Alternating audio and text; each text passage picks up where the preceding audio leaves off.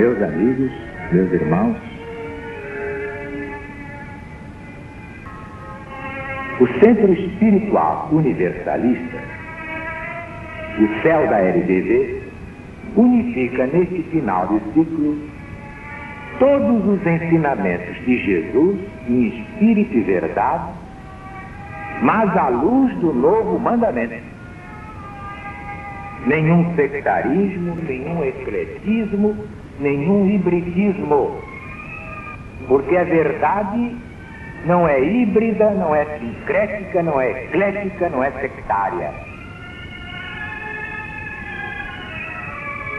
A doutrina do céu é exatamente a doutrina do Cristo de Deus, acima de todas as perversidades geradas pelas religiões humanas, diletas filhas de Satanás ou do Anticristo.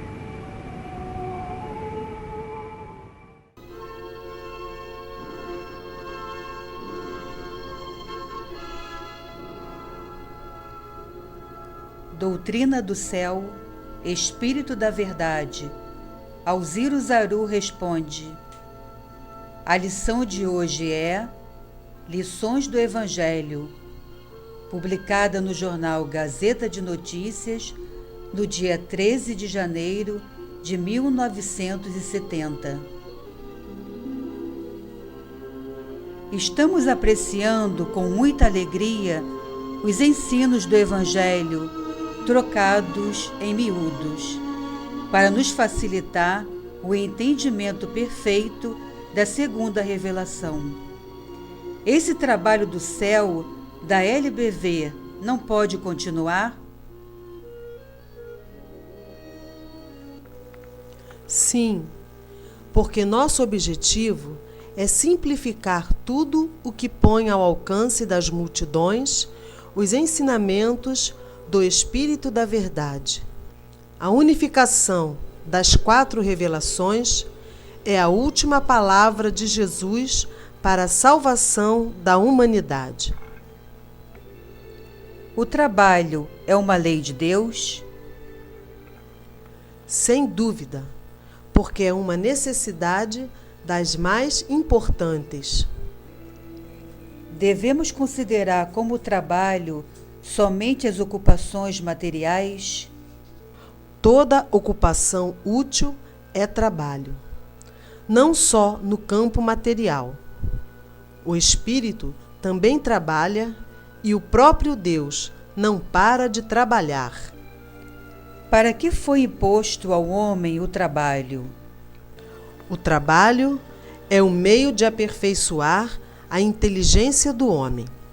Assim, ele assegura seu progresso, bem-estar e felicidade. Se não fosse o trabalho, o homem não sairia nunca da sua infância intelectual. Nos mundos mais adiantados, o espírito está sujeito à mesma necessidade do trabalho? Em todas as moradas da casa do Pai, ninguém permanece inativo e inútil. A ociosidade seria suplício em vez de benefício.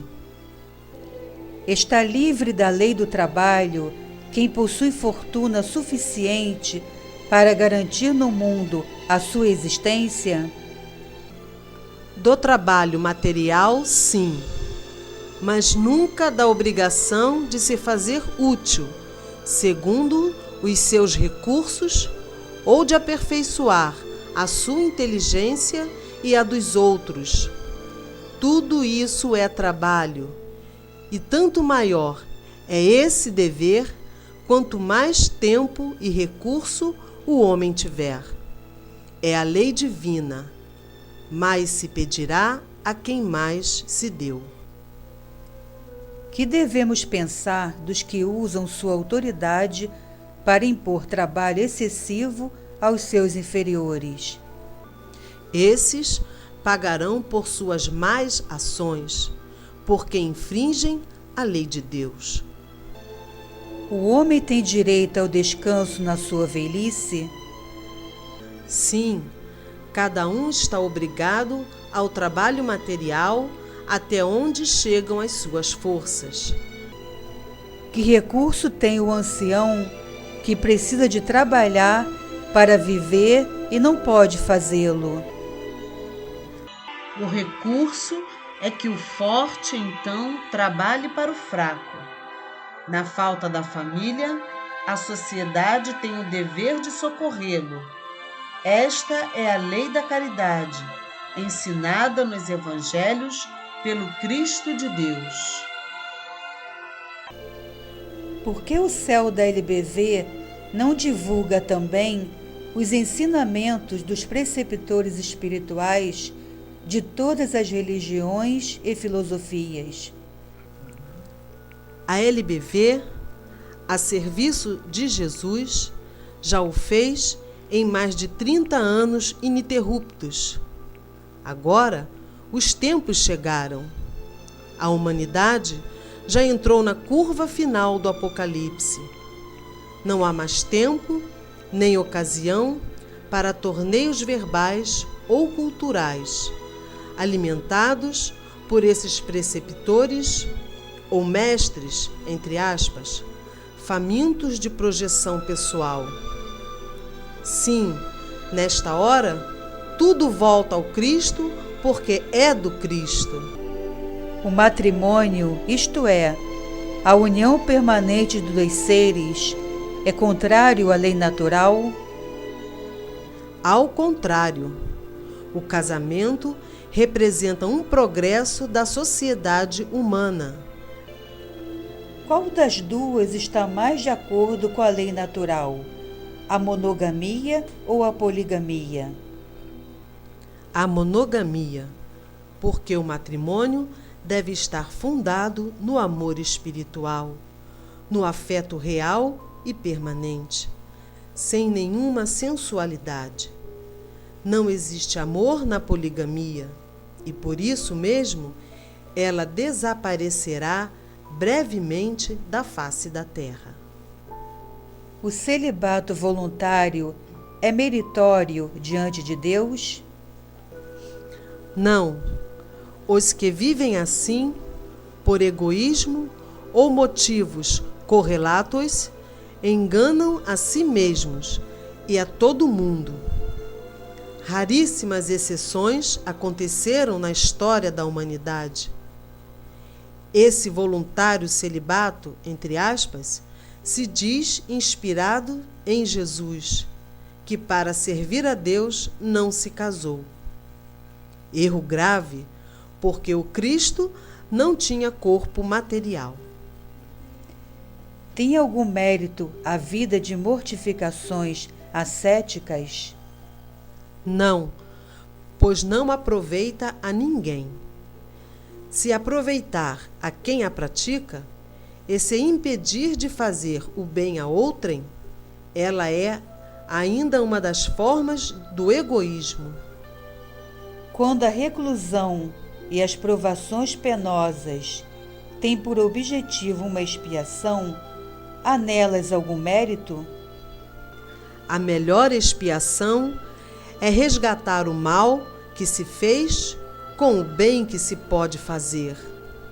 Essas privações penosas, entre aspas, resultam numa forma de suicídio lento condenado pela lei de Deus. Que devemos pensar da mutilação do corpo, da autoflagelação dos que assim pretendem ganhar o reino do céu? Loucura autorizada pelos ignorantes da lei de Deus. Tudo quanto for inútil não terá mérito jamais.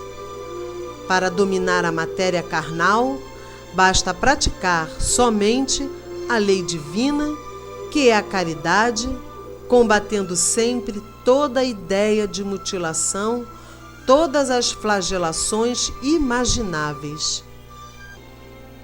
É racional a abstenção de certos alimentos prescritas em certos povos por seitas religiosas ou filosóficas? Não, porque tudo o que puder alimentar o homem e não for em prejuízo de sua saúde, é permitido na lei de Deus. É meritória a abstenção do alimento animal ou de qualquer outra espécie, quando o fazemos por expiação? Sim, quando vos privais dele em benefício de outrem. Com que fim Deus dotou os seres com um instinto de conservação? Com o fim de poderem evoluir, pois a vida é necessária ao aperfeiçoamento espiritual de todos. Todos os homens têm igualmente o direito de usar os bens da terra? Sem dúvida, pois esse direito é consequente da necessidade de viver. Deus não impõe um dever sem dar, primeiro, aos homens os meios de cumpri-lo. Que devemos julgar do homem que busca, nos excessos de toda espécie, um requinte aos seus gozos? Quem age assim se torna inferior ao bruto, pois não sabe restringir a satisfação das suas necessidades reais. Quanto maiores forem os seus excessos carnais, sob o jugo da natureza animal, maiores serão os seus tormentos físicos e espirituais. Todos esses excessos acabam na loucura por obsessão e possessão. Qual a grande utilidade do céu para os estudiosos do espiritualismo? Como os seus ensinos são exclusivamente do Espírito da Verdade, a utilidade maior é a correção das infiltrações mediúnicas observadas em Kardec, Rostand e outros grandes pioneiros da unificação de todas as revelações do Cristo de Deus.